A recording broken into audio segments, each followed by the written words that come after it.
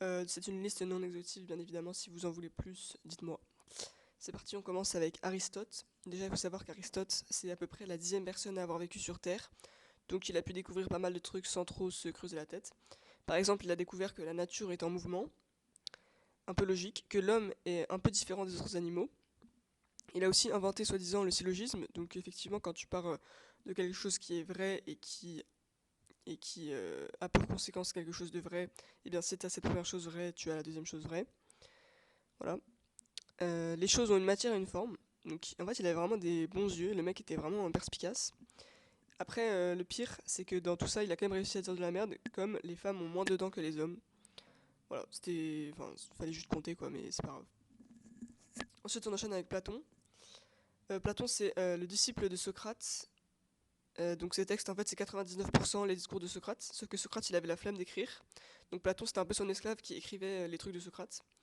Mais enfin en gros on sait pas trop qui parlait quoi.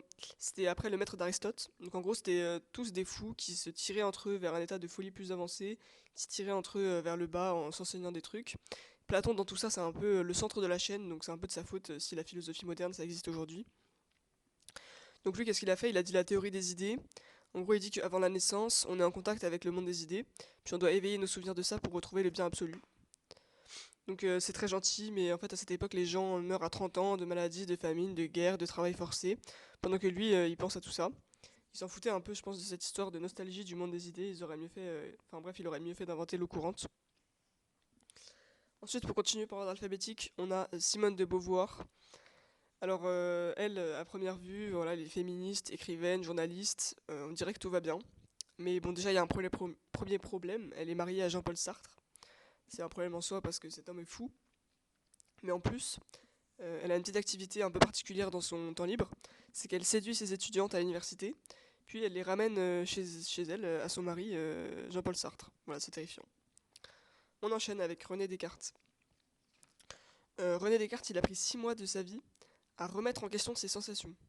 6 mois pour conclure, je pense donc je suis. Oui, oui, oui, mon René, tu existes, mais maintenant faut faire quelque chose de sa vie, quoi. Faut agir. Encore une fois, à cette époque, il y avait des gens qui mouraient, qui avaient besoin de solutions. Lui, il prend 6 mois de sa vie à remettre en question ses sensations. C'est bon. On n'a pas tous la même vie, quoi. On enchaîne avec Foucault en F. Alors Foucault, il a dit, je cite, toute vérité est un effet de pouvoir.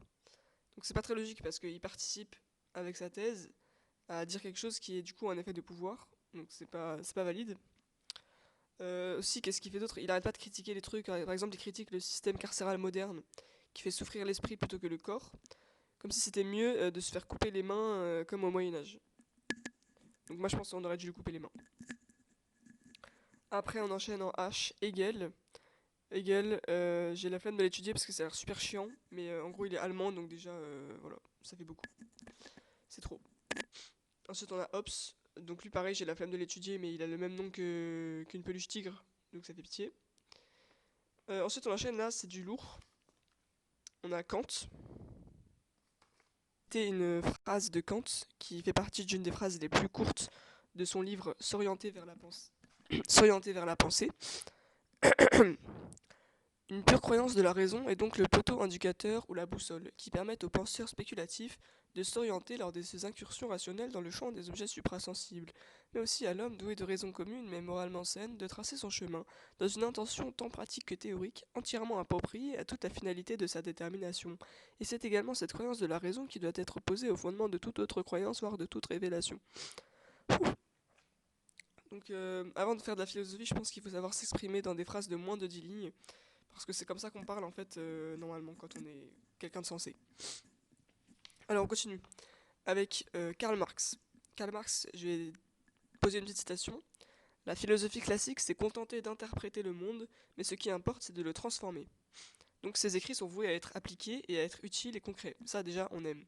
Sauf que la seule application plus ou moins précise de sa théorie, enfin toutes les applications ont causé des milliers de morts, notamment en URSS. Il y a plein de pays qui ont essayé son projet et à chaque fois ça marche pas. Donc ça a l'air un peu compliqué cette histoire. Donc si on considère qu'il n'y a que certains pays comme ça qui ont essayé de réaliser sa théorie et qu'il n'y a jamais eu une réalisation qui a vraiment marché, Bah alors, lui aussi, il fait partie des philosophes classiques qui se contentent d'interpréter le monde. Parce que là, il l'a pas trop transformé en positif, donc voilà, force à lui. Ensuite, on continue avec Nietzsche. Nietzsche, c'est un homme déjà très très arrogant, très mégalomane, très égoïste. Il se dit qu'il va par-delà le bien et le mal. Il considère qu'on agit toujours pour notre survie et pour notre bien-être personnel, et que par exemple, l'amour c'est qu'un égoïsme mutuel. C'est une vision de la vie assez étrange et qui semble tirer de sa vie personnelle d'homme isolé, seul et solitaire. Euh, Franchement, Nietzsche, essaye pas d'attirer les autres dans ta conception triste de la vie, quoi. C'est juste ça que je te demande. Après, bon, je crois qu'il est mort, mais c'est pas grave. Ensuite, on a Rousseau. Donc Rousseau, j'ai regardé un petit peu, j'ai fait des petites recherches. Il est assez dur à détruire, mais quand même, il y a quelque chose, c'est qu'il a profondément inspiré Kant. Donc c'est de sa faute si on se retrouve à étudier Kant. Donc voilà, désolé Rousseau. Ensuite, on arrive avec Sartre. Sartre, c'est du lourd. Donc déjà, c'est un homme douteux, comme on l'a pu voir avec sa femme, la pédocriminelle. On pourrait se dire, mais séparons l'homme de sa philosophie. Donc déjà, c'est pas possible parce que si un homme est un bon philosophe, il doit être cohérent entre ce qu'il écrit et ce qu'il fait. Donc si sa philosophie le conduit à faire des trucs comme ça, ben, c'est que sa philosophie est nulle. Ou alors c'est qu'il n'est pas cohérent, donc c'est un mauvais philosophe. Euh, En plus, Sartre, il dit notamment qu'on est responsable de toutes nos actions et de tout ce qui nous arrive. Donc en l'occurrence, il est responsable de ses actes pédophiles. Donc ça se voit, c'est un peu pour se défendre par rapport à ses activités avec sa femme ravagée. Genre non, mais les étudiantes, elles sont responsables de ce qui leur arrive, on sait pas trop quoi. Bref, il est vraiment dans des bails louches.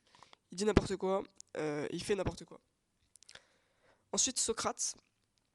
Socrate, on l'attendait depuis longtemps. Alors Socrate, le combat de sa vie, c'était les sophistes. Donc les sophistes, leur métier, c'était de faire payer un public pour leur apprendre des trucs. Et Socrate, en opposition à ça, gratuitement, il venait discuter avec toi pour que tu accouches de la vérité.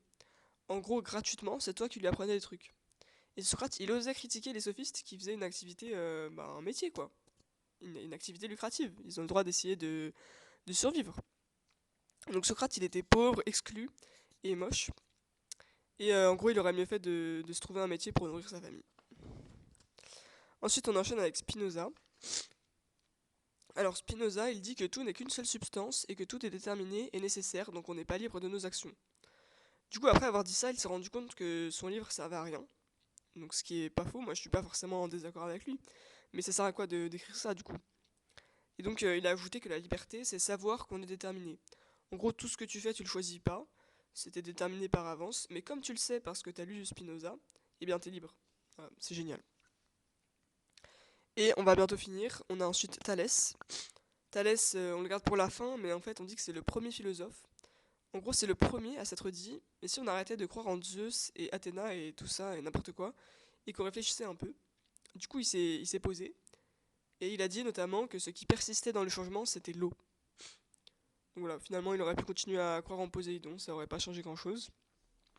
Et puis lui, c'est la même veine que Platon et Socrate, c'est genre le deuxième être humain à avoir vécu sur Terre, peut-être, donc enfin, en vrai, il avait plein de choses à inventer, quoi. Et on va finir avec Voltaire en V.